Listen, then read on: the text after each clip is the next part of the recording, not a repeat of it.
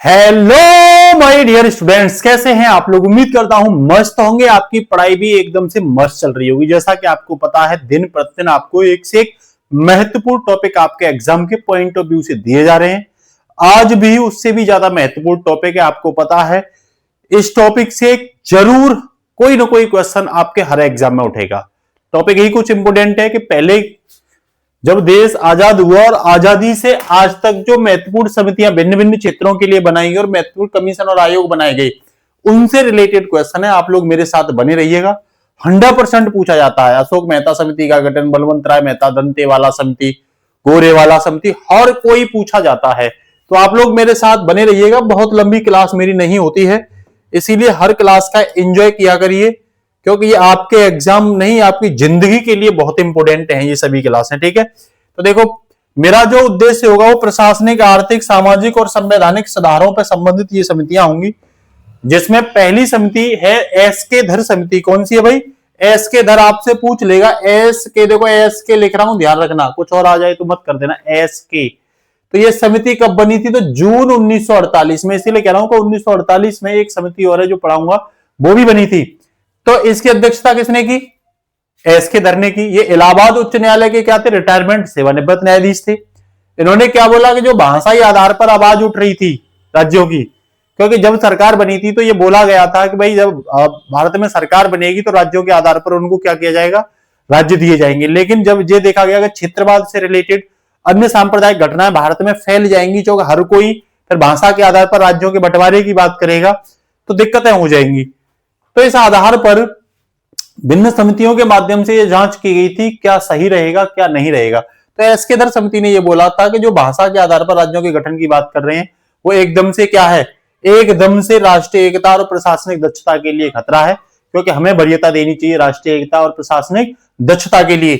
तो इसने ये जांच की थी कि भाषा के आधार पर समिति का गठन होना चाहिए या नहीं होना चाहिए। आपको याद करना है कब बनी, कौन सी समिति बनी थी। ठीक है ना। सिफारिश क्या रही कि भाषा के आधार पर राज्यों का गठन अस्वीकार किया जाएगा, कि भाषा के आधार पर राज्यों का गठन नहीं होना चाहिए। दूसरी जेवीपी समिति, ये देखो है 1948 में, लेकिन ये दिसंबर 1948 में। इस समिति को है ना कांग्रेस समिति भी कहते हैं, क्योंकि इसमें जो लीडर है वो कांग्रेस के नेता हैं, जिनमें पहले जे से मतलब जवाहरलाल नेहरू, और बी से मतलब वल्लभ भाई पटेल, और भैया पी से मतलब पटाभी सीतारमैया। ये तीन लोग हैं, याद रख लेना। इस समिति ने क्या किया? ये जो इसने सिफारिश करी थी उसकी सिफारिश की समीक्षा की, रिव्यू किया, और इसने भी बोला कि भाषाई आधार जो है ना वो पुनर्गठन नहीं होना चाहिए, राज्यों के पुनर्गठन के लिए सही नहीं होना चाहिए, क्योंकि ये राष्ट्र की सुरक्षा और एकता के लिए क्या हो सकते हैं? खतरा हो सकते हैं। पढ़ा में ये लिखा कि भाई यहाँ पे कुछ जो है, जैसे इसी के बाद मद्रास और अन्य क्षेत्रों में जन असंतोष क्या हो गया? और बढ़ गया, क्योंकि लोगों को ये पता चला कि भाई ये तो पहले इन्होंने बोल दिया, अब लेकिन ये क्या कर रहे हैं? मना कर रहे हैं। ठीक है ना। तो ये भी समिति क्या करती है? भाषाई के आधार पर राज्यों के गठन को अस्वीकार करती है, ये ध्यान रख लेना। अगली मोस्ट इंपोर्टेंट समिति है फजल अली आयोग। ये समिति नहीं है, कमीशन है, ये ध्यान रख लेना। कब बना सबसे पहले ये पूछा जाएगा, तो आप कहना दिसंबर 1953, दिसंबर का महीना है बिल्कुल। ठीक है। फजल अली इसके कौन से अध्यक्ष थे और सदस्य कौन थे? तो के एम पडिंकर और एच एन, ये एच एन नाम है, ध्यान रख लेना। क्या नाम है? एच एन कुंजरू इसके क्या थे? अध्यक्ष। दिमाग में रख लो। अगर मैं एस के कह रहा हूं तो एस के याद रखिए, अगर मैं एच एन कह रहा हूं तो एच एन दिमाग में रख लो, क्योंकि आपको कंफ्यूजन करने के लिए ऑप्शन मिलेंगे। फिर मत कहना कि आप कितना कंफ्यूजन हो रहा है। ठीक है ना। इसीलिए मैं कह रहा हूं सिफारिश क्या करी? एक भाषा एक राज्य का जो सिद्धांत चल रहा था इस समय लोगों के बीच, उसे अस्वीकार किया। कहा राज्यों का पुनर्गठन का आधार भाषाई और संस्कृत समरूपता के अनुकूल होना चाहिए, और बोला भी था कि 16 राज्यों 3 केंद्र शासित प्रदेशों का यहां क्या होना चाहिए? गठन होना चाहिए। एक भाषा एक राज्य के सिद्धांत को क्या किया? अस्वीकार किया, ध्यान रखना। और इसी के तहत जो राज्य पुनर्गठन आयोग 1956 पारित किया, और जिसके तहत 14 राज्य और 6 केंद्र शासित प्रदेश बनाए गए, कुल 20 राज्य बनाए गए, जिनमें दिल्ली भी इंक्लूड था। ध्यान रखना, कई बार ये एग्जाम में पूछा गया क्या दिल्ली भी था इस समय? बिल्कुल, इस समय दिल्ली बन गया था। ठीक है ना। अब अगली समिति आती है श्री कृष्ण समिति। यह समिति 2010 में बनी थी। कब बनी थी? 2010 में। आप कहोगे 2010 में चर्चा क्यों है? भैया 2010 में तो चर्चा इसीलिए है कि आंध्र प्रदेश में एक क्षेत्र था तेलंगाना वाला, आज के तेलंगाना वाला क्षेत्र मान के चलिए ये पूरा आंध्र प्रदेश हो, तो यहां रिसोर्स बहुत थे, लेकिन राजनीतिक पावर इन लोगों के पास नहीं मिलती थी, इसीलिए इन रिसोर्सों का भी शोषण कौन करते थे? इस क्षेत्र वाले लोग। यहीं से सीएम बनते थे, यहीं से अन्य मंत्री बनते थे। तो इन लोगों ने मांग करी थी कि भाई हमें तो अपना अलग राज्य बनाना है। और इसी समिति के आधार पर 2 जून 2000, ये तारीख याद रखना, 2 जून 2014 को आंध्र प्रदेश से तेलंगाना क्या हुआ? अलग हुआ। ये भी पूछ लेता है। और ये श्री कृष्ण जो थे वो क्या थे? बी एन कृष्ण बोलते हैं इनको। ये भी जस्टिस थे, न्यायाधीश थे। फरवरी 2020 में ये समिति बनी थी। एक एक चीज आपके दिमाग में भरी होनी चाहिए, ये ध्यान रख लो। एक एक चीज आपके दिमाग में चलनी चाहिए। इसके बाद अगर मैं बात करूं तो बलवंत राय मेहता, अब ये समिति देखो, अभी ये जो मैंने समितियां आपको 4 पढ़ाई हैं, ये राज्यों के पुनर्गठन से संबंधित हैं, मोस्ट इंपोर्टेंट हैं, पूछी जाती हैं, दिमाग में भर लो, किसी न किसी एग्जाम में आपको जरूर मिलेंगी। वहीं अगर मैं बात करूं आपसे, ये पंचायती राज संस्थाओं से संबंधित है। क्या होगा? पंचायती राज व्यवस्था में सुधार की बात है, पंचायती राज व्यवस्था में संवैधानिक दर्जा देने की बात है, पंचायतें को किस तरीके से ताकत दी जाए, पावर दी जाए, इन सबसे संबंधित ये क्या होंगी? समितियां होंगी। ठीक है ना? तो पहली कौन सी है? बलवंत राय मेहता। ध्यान रखना, बलवंत राय मेहता समिति कब बनी? जनवरी 1957 में, नई साल वाले दिन, जनवरी 1957। नई साल वाला दिन नहीं कहोगे, जनवरी में।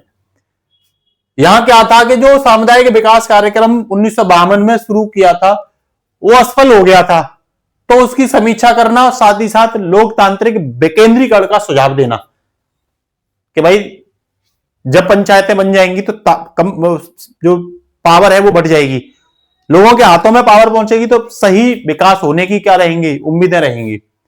इसने 3 स्तरीय, इसने बोला कि 3 स्तरीय पंचायती राज व्यवस्था, जिसे स्थानीय शासन कहते हैं, वो भारत में लागू होना चाहिए। का पहले गांव स्तर पर ग्राम पंचायत बननी चाहिए, ब्लॉक स्तर पर जो खंड होता है उस पर पंचायत समिति बननी चाहिए, और जिला स्तर पर जिला परिषद बननी चाहिए। मतलब टॉप पे जिला परिषद, फिर पंचायत समिति, और फिर ग्राम पंचायत। इसकी बात कही थी। यानी कि सबसे ज्यादा ताकत किसे दोगे? तो पंचायत समिति को दो, जो खंड स्तर पे है वो सबसे शक्तिशाली हो, कार्यकारी निकाय होना चाहिए। ये किसने बोला? बलवंत राय मेहता ने। याद रखना 1957, जनवरी 1957, ये आपको पता रहना चाहिए। ठीक है भाई। अब बात करते हैं अगली। देखो, इसके जस्ट 20 साल बाद, ऐसे याद करोगे, 20 साल बाद 1977, दिसंबर 1977, बल्कि आप बात करोगे ना तो दिसंबर का महीना 21 साल बैठ जाएगा। ठीक है ना? तो इसने बोला कि भाई 2 स्तरीय नहीं, पंचायती राज व्यवस्था 2 टायर होनी चाहिए, 2 मतलब 3 स्तरीय नहीं, 2 स्तरीय होनी चाहिए। ये किसने बोला? अशोक मेहता ने। तो पहले बल आया, फिर अशोक आया। ये ऐसे याद कर लो, कई बार क्रोनोलॉजी में पूछा जाता है, पहले कौन आया बाद में कौन है। पीसीएस में तो ऐसे करके मैचिंग करवा लेता है। तो जब ऐसे वाली मैचिंग तुम्हें परेशान करती है ना, तो उस समय घंटा बज जाता है दिमाग का। इसने कही थी पंचायतों को टैक्सेशन व्यवस्था मिलनी चाहिए, कराधान की शक्तियां मिलनी चाहिए, साथ ही साथ पंचायतों में आरक्षण की व्यवस्था भी लागू होनी चाहिए। पंचायतों जो है वहां क्या होनी चाहिए भाई? आरक्षण की व्यवस्था भी लागू होनी चाहिए। और क्या बोला? दूसरी बात, 2 स्तरीय स्तर पर, यहां कर्नाटक में ये लागू की गई थी, कहीं तमिलनाडु में भी है। ठीक है ना? तो ये ध्यान रख लेना।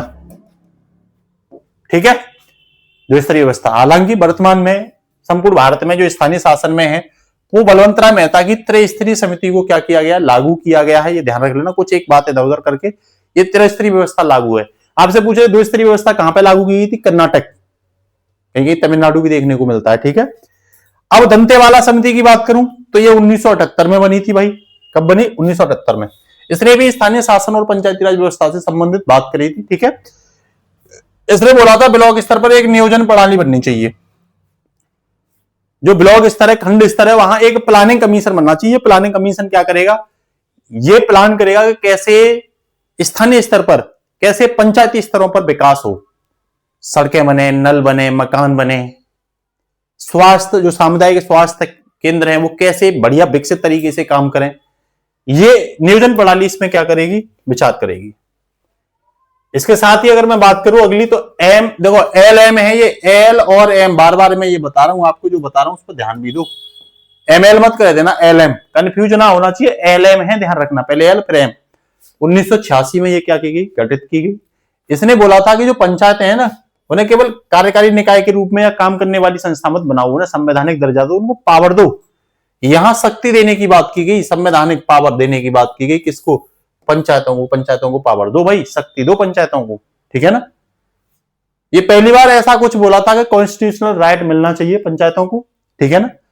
कहा जिला परिषद पे है ना कलेक्टर की नियुक्ति होनी चाहिए, और 1/3 सीट स्थानीय शासन में SC ST के लिए होनी चाहिए। यहां आरक्षण की बात की गई थी, ठीक है ना भाई, एकदम क्लियर, कोई दिक्कत वाली बात। अब इससे अगली बात करूं तो मैं पीके थुंगन 2 साल बाद, इसके जस्ट 2 साल बाद कौन समिति आई, तो पीके थुंगन समिति। कौन सी, पीके थुंगन समिति। इसने क्या सिफारिश की, इसने बोला कि भाई जो संवैधानिक मान्यता है वो मिलनी चाहिए पंचायतों को, और पंचायतें 2 स्तरीय नहीं 3 स्तरीय स्तर पर लागू होनी चाहिए।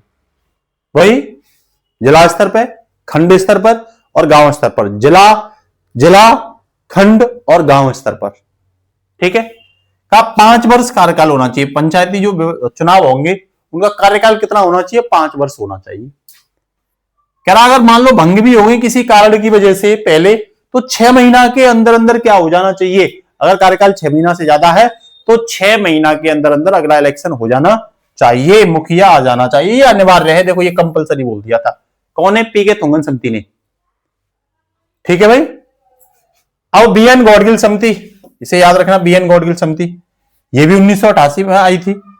इसने कही थी कि भाई 3 स्तरीय पंचायती व्यवस्था होनी चाहिए और चुनाव प्रत्यक्ष रूप से जनता के द्वारा होने चाहिए, और इनको कराधान की टैक्सिंग पावर भी पंचायतों को मिलनी चाहिए, ऐसा BN गौडगिल समिति ने सिफारिश की थी, जो वर्ष 1988 में क्या हुई थी, बनी थी। बताइए यहां तक किसी को कोई दिक्कत, एक भी बच्चे को यहां तक अगर कोई प्रॉब्लम है तो मुझे बताइए तेजी के साथ। इसी के बाद अगर मैं बात करूं तो काका कालेकर आयोग, ये अब तक का प्रथम पिछड़ा वर्ग आयोग था, पहला फर्स्ट पिछड़ा वर्ग आयोग, ये याद रख लेना। काका कालेकर जो आयोग है ये पहला क्या है, पिछड़ा वर्ग आयोग है, ठीक है भाई, पहला पिछड़ा वर्ग आयोग। कब बना, तो आप कह देना 29 जनवरी 1953 को बना था, 29 जनवरी, ये ध्यान रखना, 29 जनवरी 1953। क्या बोला इसने कि तकनीकी व्यवसायिक संस्थानों में पिछड़ों के लिए 70% आरक्षण की व्यवस्था किया, जहां ITI हैं, जहां बीटेक वाले संस्थान है, मतलब टेक्नोलॉजी में और ITI जैसी चीजों में, इंडस्ट्री वाले में, जो OBC हैं इन्हें कहते हैं OBC, अदर बैकवर्ड क्लास, ठीक है ना। तो इनके लिए 70% आरक्षण की व्यवस्था है। क्या सरकारी नौकरियों में 25% से लेकर के 40% आरक्षण होना चाहिए, महिलाओं सहित। परिणाम क्या निकला, सिफारिशें बहुत व्यापक थी, अंततः सरकार ने लागू नहीं की उस समय, 26 जनवरी 1953 के समय। तो पूछ लेगा काका कालेकर आयोग कब बना, 26 जनवरी 1953। आपसे यह भी पूछ लेगा पहला आयोग कौन सा था जिसने OBC के लिए हक अधिकार की बात की थी, तो आप काका कालेकर आयोग का क्या रखोगे, नाम याद रखोगे। इससे भी देखो OBC के लिए एक BP मंडल आयोग लिखा है, सामाजिक न्याय और आरक्षण से संबंधित आयोग, पूरा लिखा हुआ, पहले लिख दिया मैंने। तो BP मंडल आयोग कब बना, जनवरी 1969 में, जनवरी 1969 में, ठीक है भाई। जो काम अंबेडकर बहुत पहले से करते थे वो बातें बहुत बाद में आई, लोगों के सामने लगा कि भाई OBC को भी क्या करना चाहिए, आरक्षण मिलना चाहिए, ये पिछड़े हुए हैं। सिफारिशें कि सरकारी नौकरियों में OBC को क्या मिले, 27% आरक्षण मिले। परिणाम ये हुआ कि BP मंडल की सिफारिश को 1990 में क्या कर दिया गया, सरकार के द्वारा लागू कर दिया गया, और वर्तमान में 27-27.5% क्या मिलता है, आरक्षण मिलता है।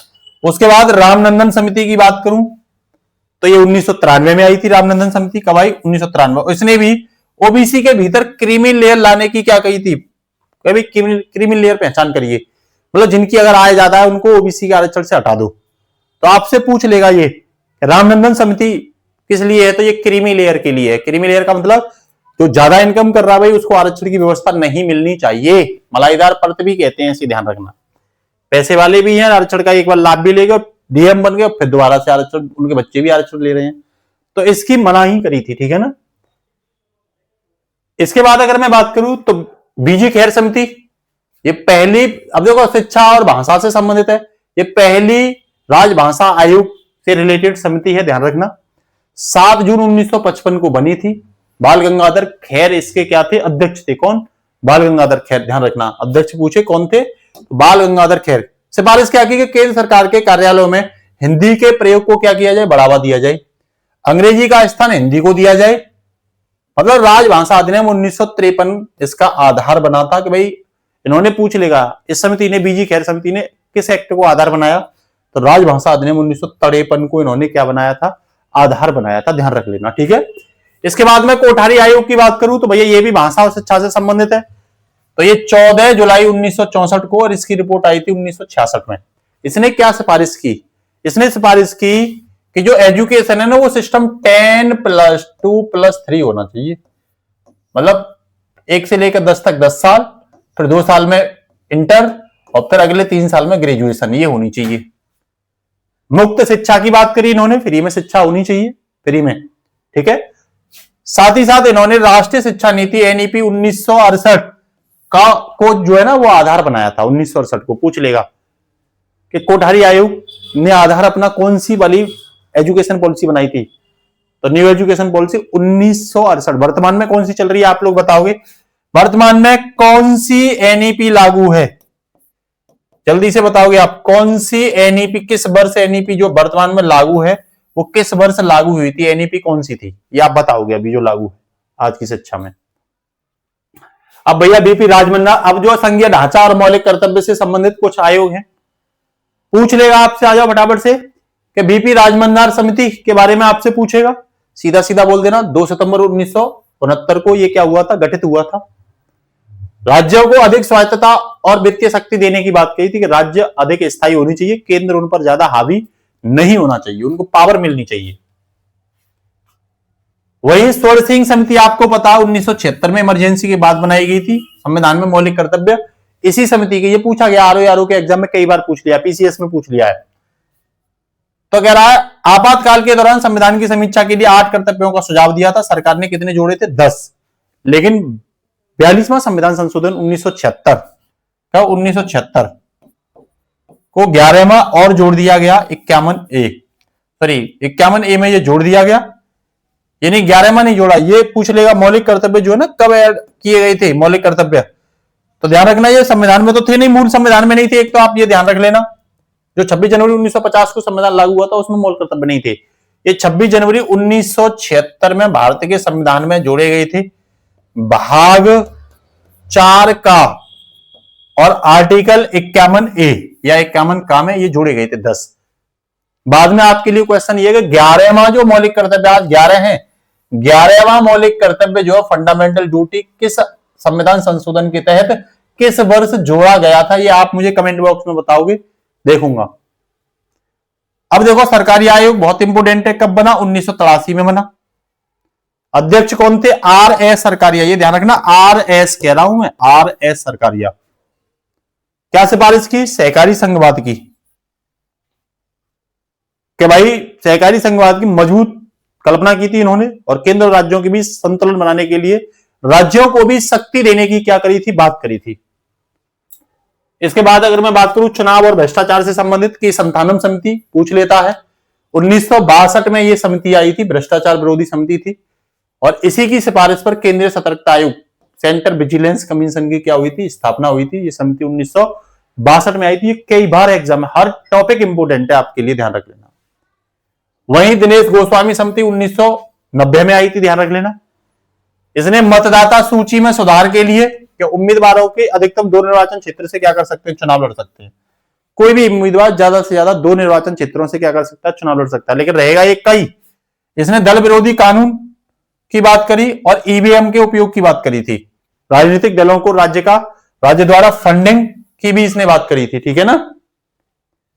उसके बाद एमए, देखो मैं लिख रहा हूं एमए करते हो नहीं, एमए बोहरा समिति, ये 1977 में आई थी। कब, 1977 में।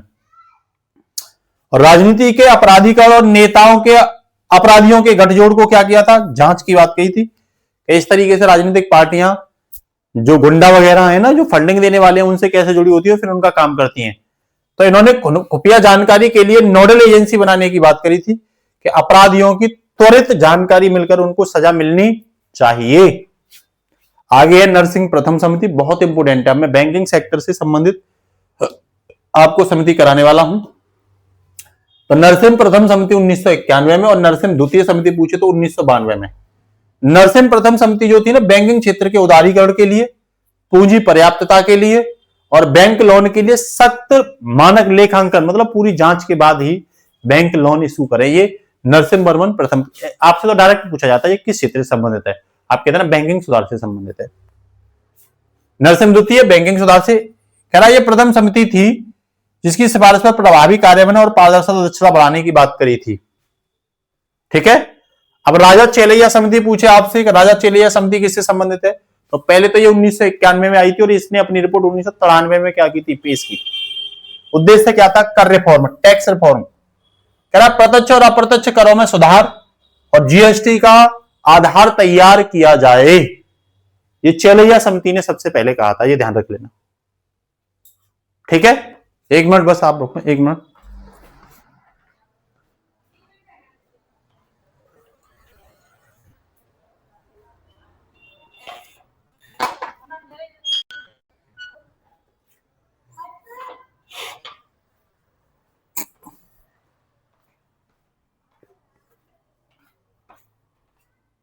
तो अब जो है बैंकिंग और वित्तीय सुधार से संबंधित, बाजार और बीमा से संबंधित, जैसे मल्होत्रा समिति आपसे पूछे 1993 में इसका गठन हुआ था मल्होत्रा समिति का। ठीक है।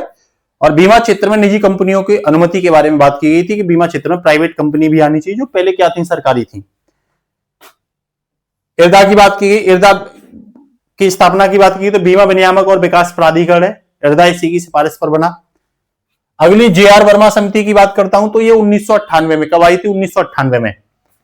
ये पूंजी बाजार में, कैपिटल जो मार्केट है उसमें निवेशकों के हित में सुरक्षा और सुधार की बात की गई थी कि जो निवेशक पूंजी बाजार में भाग ले रहे हैं उनको सिक्योरिटी मिलनी चाहिए, ऐसा नहीं है कि और ही लूट करके चले जाएं। ठीक है ना।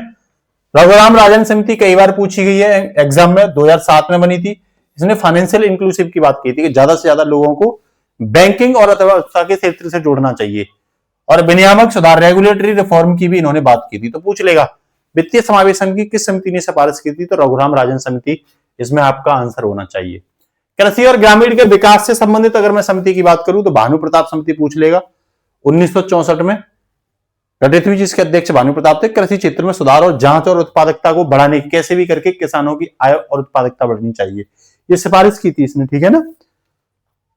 करा कृषि के विकास के लिए नीति का ढांचा होना चाहिए और संरचनात्मक सुधार होना चाहिए। बी शिवरामन समिति की बात करें तो जो 30 मार्च 1979 को गठित की गई थी, आरबीआई द्वारा स्थापित की गई थी। और इसमें बोला गया था, इसका उद्देश्य क्या था, तो ग्रामीण ऋण और विकास वित्त पोषण प्रणाली की क्या की जाए, समीक्षा की जाए। ठीक है। 12 जुलाई 1982 को नाबार्ड की स्थापना इसी समिति की सिफारिश से, ब्राह्मण समिति। नाबार्ड है ना, वो कृषि क्षेत्र में लोन देने वाली एक संस्था है, कृषि सेक्टर में लोन देने वाली, कृषि सेक्टर के लिए पैसा देने वाली एक संस्था है नाबार्ड। ठीक है ना, जो के बी शिवरामन समिति की सिफारिश पर इसकी स्थापना की। भगवती समिति पूछ ले तो जगदीश भगवती की अध्यक्षता में 1973 में बेरोजगारी की समीक्षा की जो समस्या है उनकी समीक्षा करना। कह रहा बेरोजगार के कारणों, सामान्य स्थिति बनाम जो दैनिक स्थिति है उनको समझना और रोजगार से रिलेटेड नीतियों का क्या करना, क्रियान्वयन करना। लक्कड़वाला समिति की बात करूं तो डीटी लक्कड़वाला इसके अध्यक्ष थे, 1989 में ये बनी थी। गरीबों की संख्या और अनुपात के आकलन की बात करी थी इसने। तो गरीबी पे किसने बात करी, लक्कड़वाला ने। कह रहा गरीबी मापन के लिए कैलोरी को आधार बनाया जाए, ये बोला था। कितनी कैलोरी गरीब को खाने के लिए डेली मिल रही है, ये आधार बनना चाहिए। वहीं अगर मैं बात करूं गौड़गिल आयोग, ये पर्यावरण और नीति से संबंधित है। गौड़गिल आयोग 2011 में बना था, अध्यक्ष माधव गौड़गिल थे। इन्होंने बोला था कि पश्चिमी घाट के 64% जो हिस्सा है कोई पारिस्थितिकी संवेदनशील क्षेत्र क्या करो घोषित करिए, पर्यावरण संरक्षण को लेकर के सख्त हुए थे। साथ ही साथ एक समिति है कस्तूरी रंगन समिति, ये 2013 में बनी थी। इसने बोला था पश्चिमी घाट के 37% हिस्से को ऐसे घोषित करिए, पारिस्थितिकी इकोसिस्टम संवेदनशील क्षेत्र घोषित करिए, जो विकास और पर्यावरण को साथ में संतुलित करते हुए हो। अजय छब्बर समिति अगर आपसे पूछे तो 2015 में बनी थी, ध्यान रखना। योजना आयोग को समाप्त कर इसने नीति आयोग के गठन की बात करी थी, सहकारी संविधान को बढ़ावा देने की बात करी थी। कई बार पूछ लेगा। नीति आयोग किस समिति की सिफारिश पर बना, तो अजय छब्बर समिति की सिफारिश पर 2015 में, 1 जनवरी 2015। आपके लिए क्वेश्चन है, नीति आयोग के पहले उपाध्यक्ष कौन बने नीति आयोग के? नीति आयोग की बात कर रहा हूं मैं, योजना की नहीं कह रहा हूं। ये क्वेश्चन आपके लिए है। और देखो बेसिक सी बातें अभी एक बार देख लो जल्दी जल्दी से। एस के धर जून में आया 48 में, जेवी फजल अली 1953 में, के संतानम 62 में, पीवी बंदार पूछे तो 1969 में, अशोक मेहता 1977 में, बीपी मंडल 1979 में, एमएल सिंह भी 1986, लक्कड़वाला 1989, राज चेलैया 1991, जीआर वर्मा 1998, गौडगिल 2011, जेपीबी दिसंबर 1948, बीजी खैर 1955, काका कालेकर 1953, बलवंत राय मेहता 1957 में बनी, भानु प्रताप 1964, कोठारी आयोग 1964, भगवती 1973 और शौर्य सिंह 1976, एम ए बोहरा 1977 और दंतेवाला 1978, बी शिवरामन 1979, सरकारी आयोग 1983, बी एन गौरगिल 1988 और पी के तुंगन 1988, दिनेश गोस्वामी 1990, नरसिम्हा राव समिति 1991 में बनी थी। एक सेकंड बस।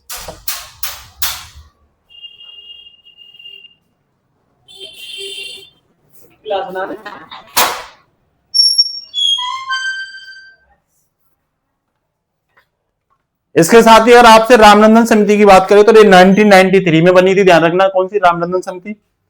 मल्होत्रा समिति भी 1993 में ही बनी थी। साथ ही साथ रघुराम राजन पूछे तो 2007 में बनी थी और श्री कृष्ण समिति 2010 में बनी थी। कस्तूरी रंगन पर्यावरण को लेकर के 2013 में बनी थी। इससे पहले 2011 में एक समिति गौडगिल समिति भी बन चुकी थी। और अजय छिब्बर समिति की बात करूं तो ये 2015 में बनी थी। ये बेसिक सी जानकारी आपको पता होनी चाहिए, ठीक है ना। इसी के साथ आप लोग क्या करना, अगर क्लास अच्छी लगती है तो भाई क्लास को शेयर सब्सक्राइब जरूर करवाया करिए, ज्यादा से ज्यादा लोगों के पास क्या किया करिए, शेयर किया करिए, ठीक है ना। और कैसी लगी ये कमेंट हर बच्चा जरूर किया करिए, ठीक है ना। तो आज के लिए नमस्कार, जय हिंद, ऑल द बेस्ट।